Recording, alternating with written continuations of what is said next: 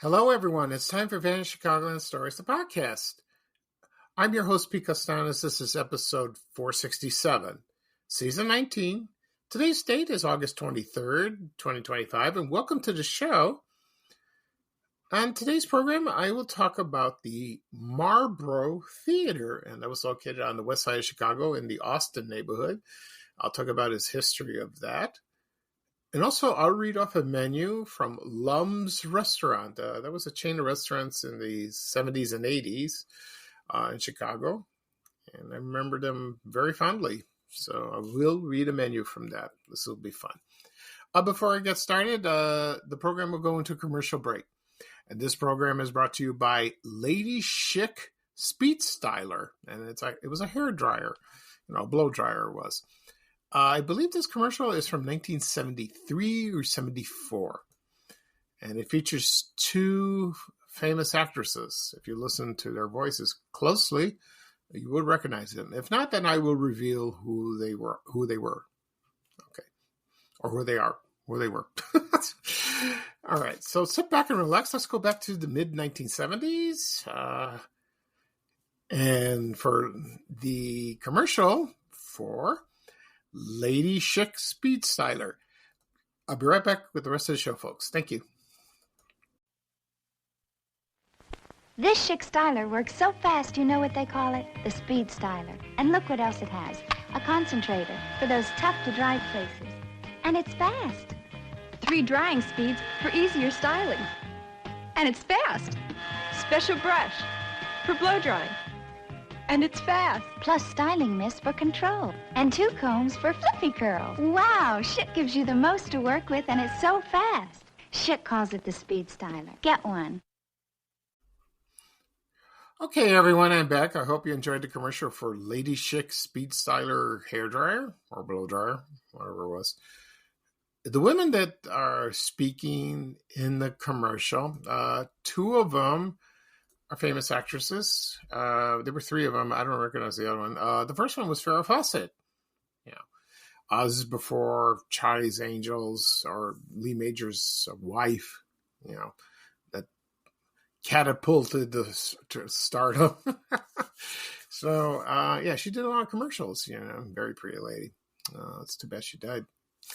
And the other one is Angela Cartwright. Do you remember her as Judy Robinson from Lost in Space?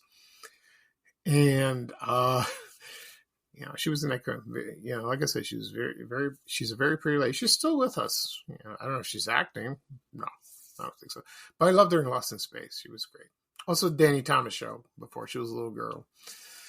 I remember this probably a little bit. They were in the 70s. There was a big craze over blow dryers. If you want to get your hair dry, you have to put it in a huge hair dryer. Shaped like a bowl that you put potato salad in. but then they had the blow dryers. We still have one. And it was a rage in the 70s. And for men, that style their hair like that. Hair is big business. It really is. Okay. All right. In the beginning of the program, I mentioned I'm going to talk about the Marbro Theater, not Marlboro, not the cigarettes, Marbro. That was located on the west side of Chicago. Also, I'll read a menu from the Lum's Restaurant chain that was here in the 70s and 80s in Chicago. Before I get started, let me give you a couple things to talk. I'm going to talk about a couple things. My health is doing okay. Next chemo treatment is September 2nd. It's about another week. It'll be number 7. Okay.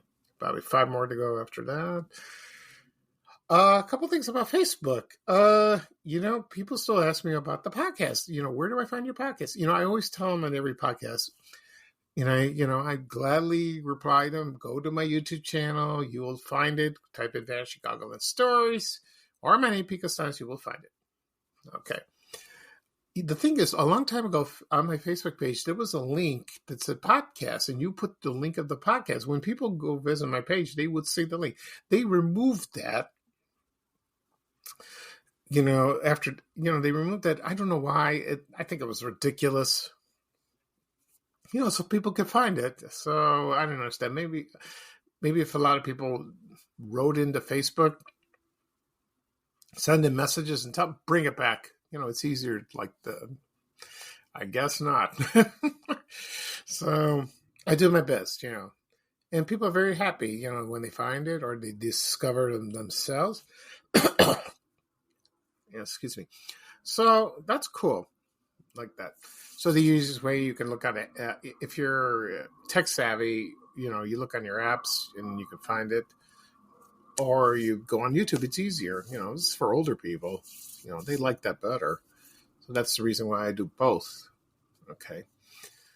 Another thing, everybody on social media gets trolls, like myself. People will complain. I don't know if they're real people. Most of the time, they're not. They're made up profiles, bots, stuff like that. There were a couple of incidents. One guy mentioned, why are you oversharing? Well, I'm not really oversharing. I only share like a couple groups. I share to my group, from the page, and that's it. It's only 2 or 3. If it's something really big, that I find that I'm excited, I will do that. But, it's silly. Just scroll down. Don't look at it. Don't complain. It's not worth it. It's kind of childish to me. It's silly. I'll do what I want, and they boss you around. It's none of their business. So, and another thing, this is the biggest complaint of people. It doesn't come up often because the title of my page is Van Chicagoland. I covered not just Chicago, I covered the suburbs because there's a lot of history in there too.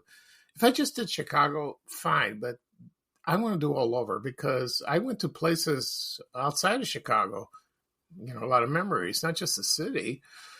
So, there was one person, I don't know if it's a troll or not, probably, he's complaining. This is, I posted a picture of Marshall Fields that was located at Woodfield Mall in Schaumburg. Okay. Schaumburg's outside of Chicago. And somebody said, this is not Chicago, it's Schaumburg. Okay, fine. But it's Chicagoland. I was going to say something, but I didn't. So I just deleted it. But I tried to access the profile of the person who said this, and I couldn't. It's a troll. It's a troll. So I do the best I can. Most of the time, I just delete them or block them. I don't have time to deal with this nonsense. So just enjoy it. Enjoy the page. Enjoy the group. Enjoy the photos, the posts. Have yourself a ball. Don't be bitter.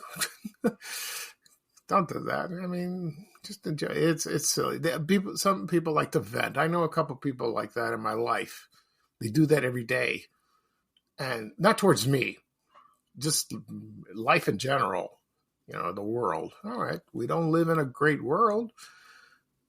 But we try to make the best of it. What can you do? All right. So let's talk about the Marbro Theater. That's enough of that. I remember when I was little, I used to hear about this theater.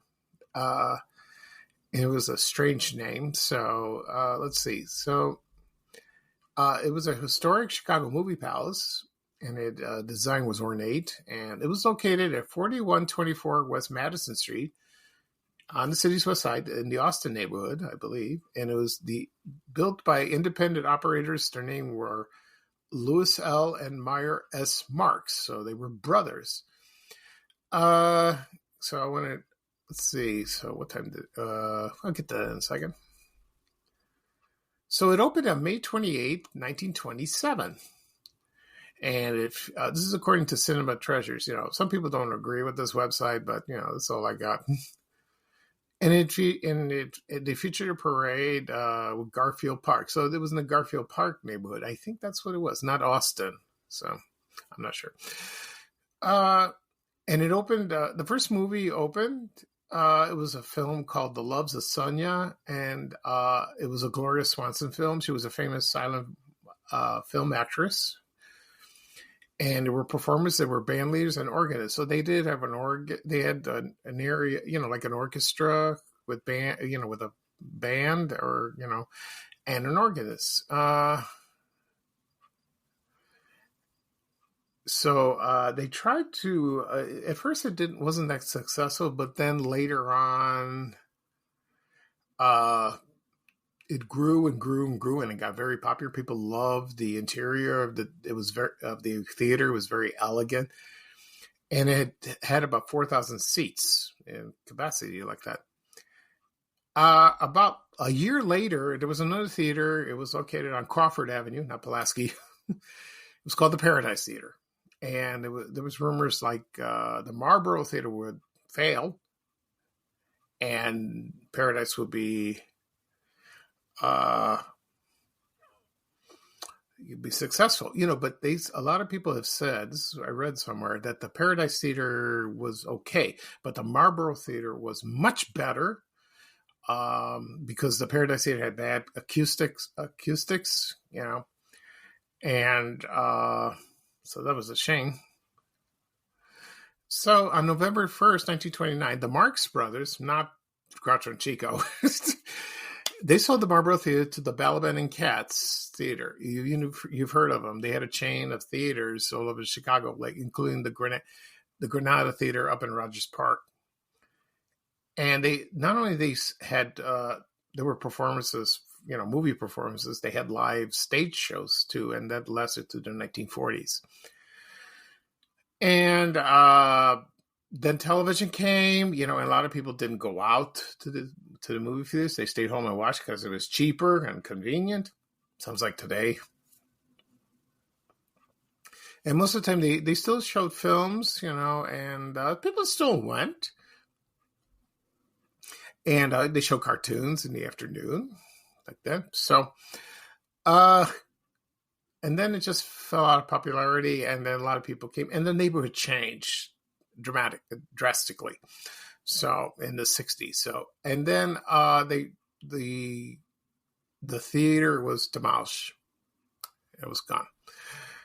Okay, and so it was officially closed on October 17th, 1963. And the last two movies they showed was The Caretakers and Johnny Cool. Like that. So, a lot of people, I used to see posts on Facebook about this theater, and a lot of people had wonderful memories when they were kids and, the parents took them to see them, or they went with their friends, like I did.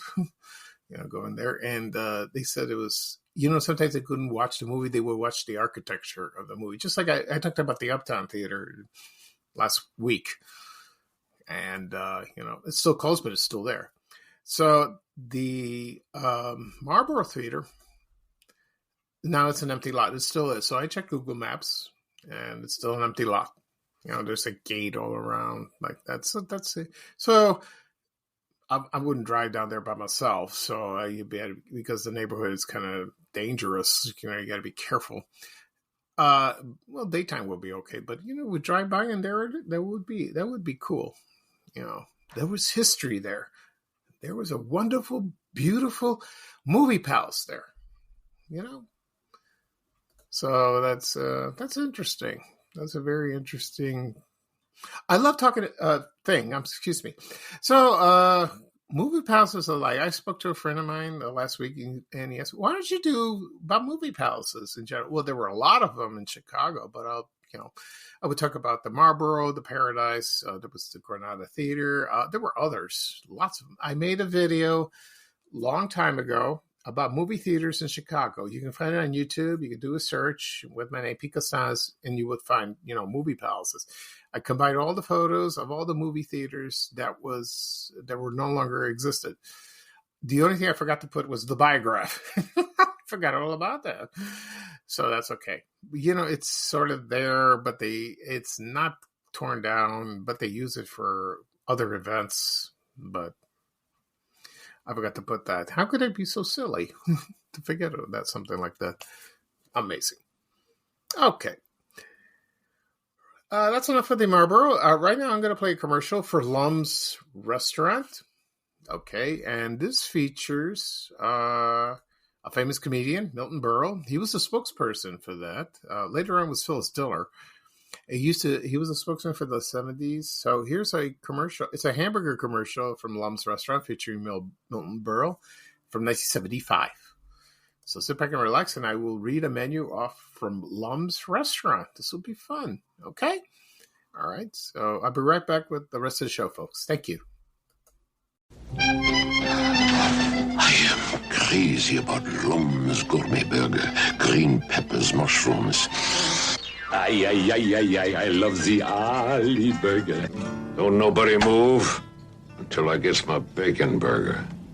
All Lum's burgers are cooked to order. All choice beef. Maybe Lum's will name one after me. Say you already have, Mr. Burrow. That's why they're called hamburgers. Lum's, no one else will give you more.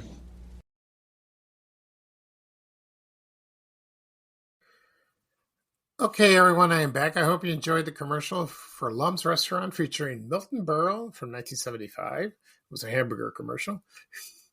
You can find them on YouTube if you like. I remember these commercials when they were shown in the 70s. Watching TV in Chicago. They showed them excuse me. So, yeah, I remember very well like that. And Milton Berle, I don't know if people today will know who he was, especially young people, but I remember him.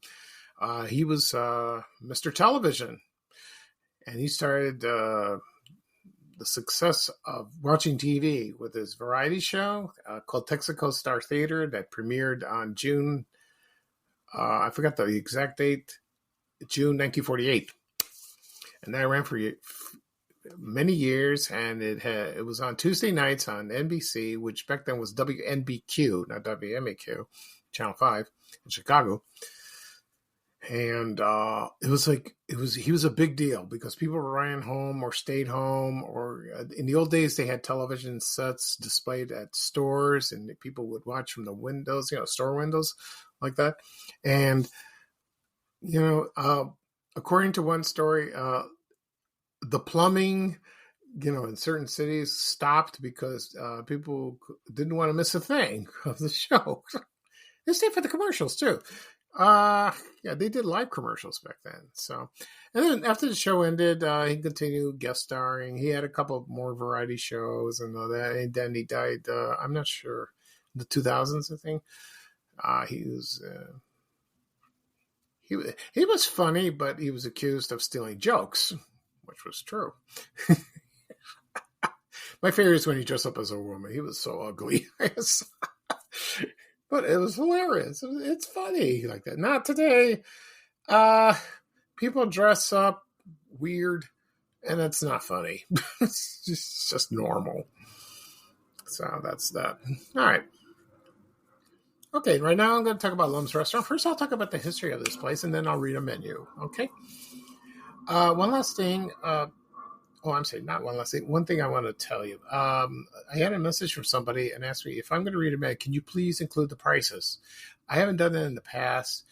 And I said, sure, I will do that. So from now on, I will read the prices. If they're all the same, I will indicate, I will tell you what it is. So that will be included, and I apologize for that. Okay. All right, let's go. So Lum's was a family restaurant chain based in Florida, and it was founded in 1956 in Miami Beach by two, I think they're two brothers, he was by Stuart and Clifford S. Perlman. Now, Clifford Perlman, he was CEO of Caesar's Palace Casino in Las Vegas. So he did that. And at the time, they purchased Lum's hot dog stand. It was a hot dog stand first, and they bought it for $10,000. I'm talking about in the 50s. That's a lot of money. A lot of money. It's still a lot of money, but back then, a lot of money. So they were brothers, and then they opened about three or four restaurants by the time it was 1961. But this is in Florida. And so they expanded from Florida, and then one of their signature items for Lums was their hot dogs steamed in beer. To tell you the truth, I have never had a hot dog steamed in beer. No, I wish I don't know if they still do that around here in Chicago, but that's what it was famous for. And I bet it was delicious. So the owner, like I said before, he purchased Caesar's Palace for $60 million in 1969. And then the food operations of Lum was sold in 1971 to a man named John Y. Brown, and he was the chairman of Kentucky Fried Chicken and some investors. So they started to expand like that. Okay. So they tried to improve their menu, expand, and then they tried to search the perfect hamburger. So Mr. Brown bought the Ollie Burger, and it was an inventor. His name was Oliver George Gleichenhaus. I can't pronounce his name. For $1 million. Today would be over $8 million, like that. And they bought that from him, and then they expanded. Then they expanded in Chicago and all over the country, for a time in the 70s and the 80s, and by the time in 1982, they filed for bankruptcy. I don't know what happened exactly. So they closed all the locations like that. And there were a few restaurants lingering on. And they were still open, but not in Chicago. They were in other states.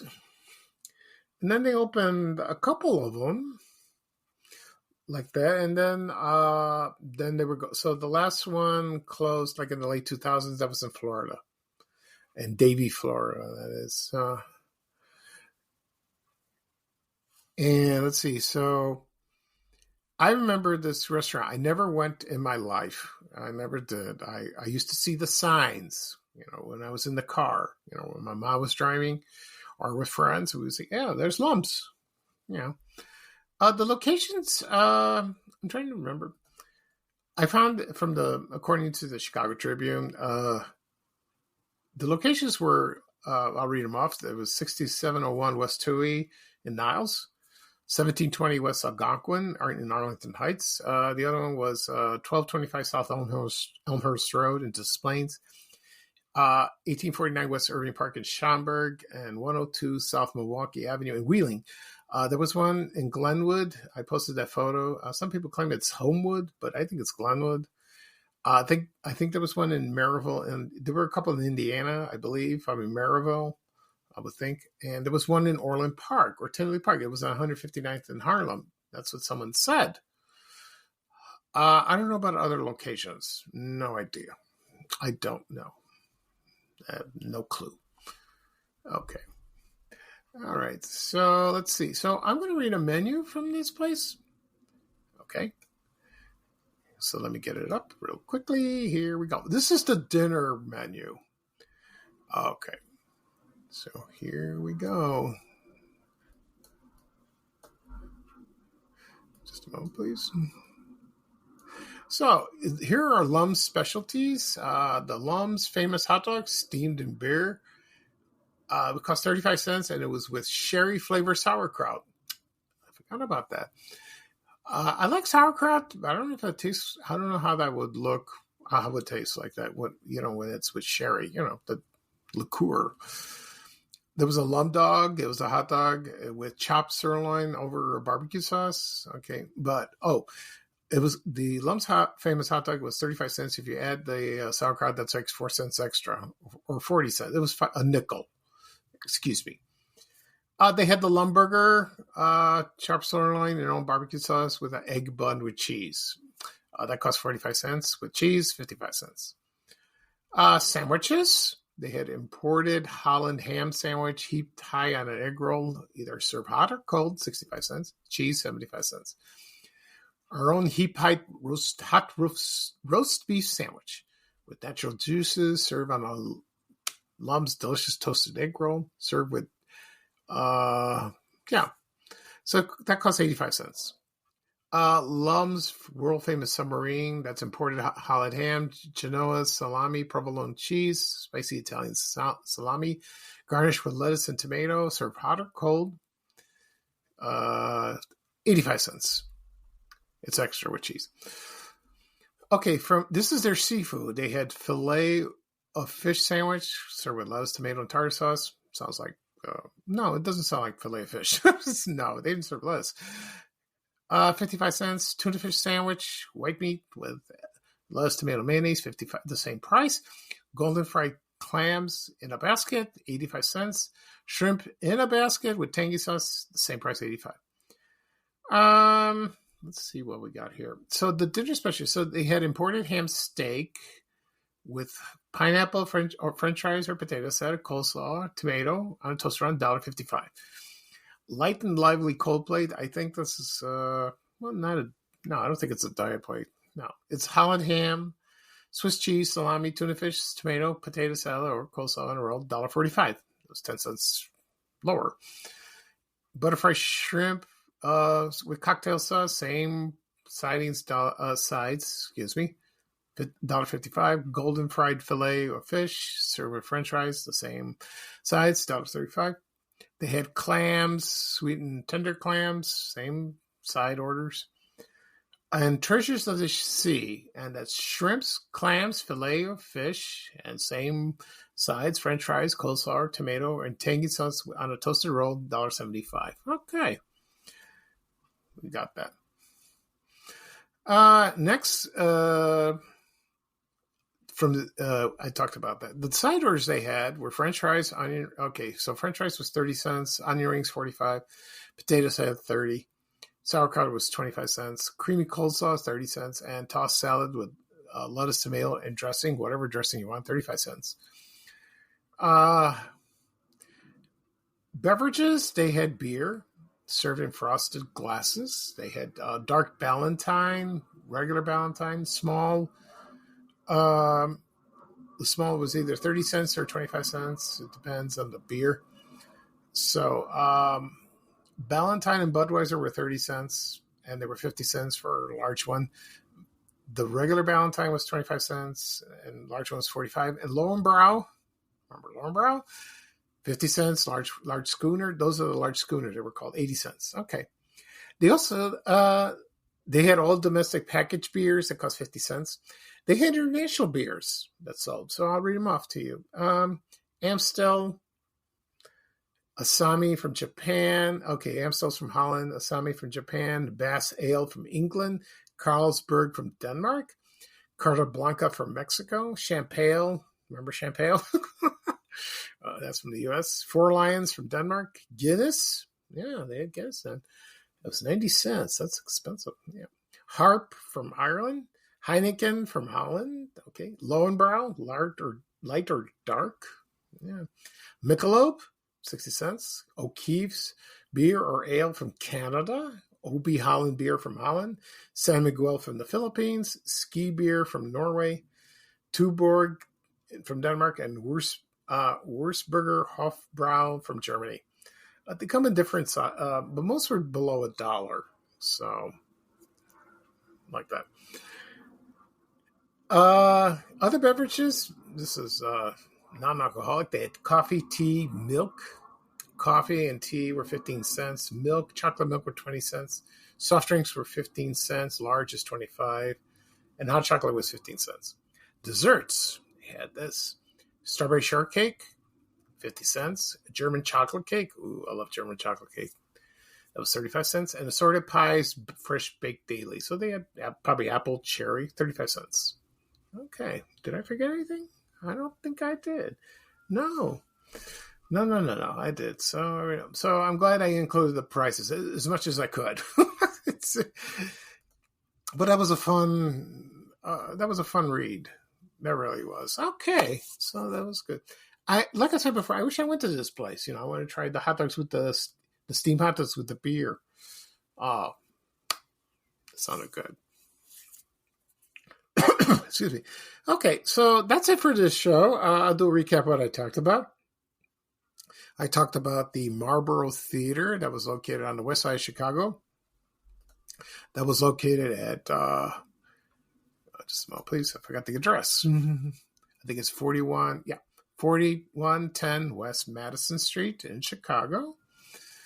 Also, I talked about Lum's Restaurant. It was a restaurant chain that was founded in Florida, and they were expanded to the Chicagoland area, and I read a menu from there.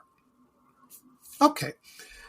This podcast will be published later on today. Whatever podcasts are found, whatever apps you have on your phone or your tablet, Apple Podcasts, Spotify, Amazon Music, Breaker, Overcast, Good Pods, Podbean. If you have those, tap on them and tap follow. You receive a notification. You will listen to the latest episode.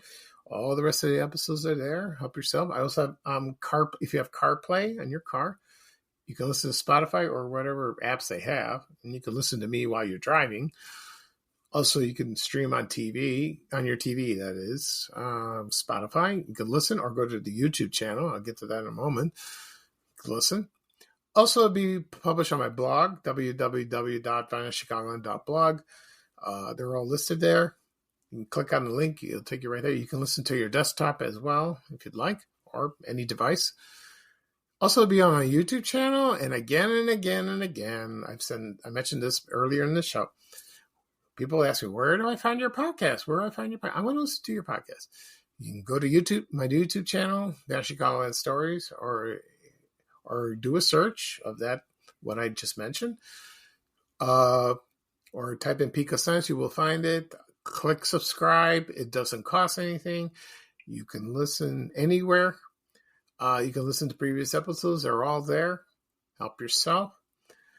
Also be shared on my social media accounts, Facebook, X, LinkedIn, Reddit, also Blue Sky, TikTok, Instagram, and Threads. Okay. That was fun. I will probably do another podcast tomorrow. I have one subject in mind. I have to find out the other subject. So I will do that. And this will be fun. Okay. So this is Pete Costanis, your host for Vinyl Chicagoland Stories, the podcast. Thank you for joining me. I hope you have a wonderful Saturday. It's a beautiful day. I'm going to relax, finish my jigsaw puzzle. I'll do that. And like I said before, I will do another episode tomorrow. So here's bye-bye for me. And here is saying bye-bye from a wonderful person, the Chicago legend Ray Rayner, with a little traveling music. Again, saying bye, bye, bye. Take care, everyone, and have a great day. Thank you. We have to go. Bye, bye, bye.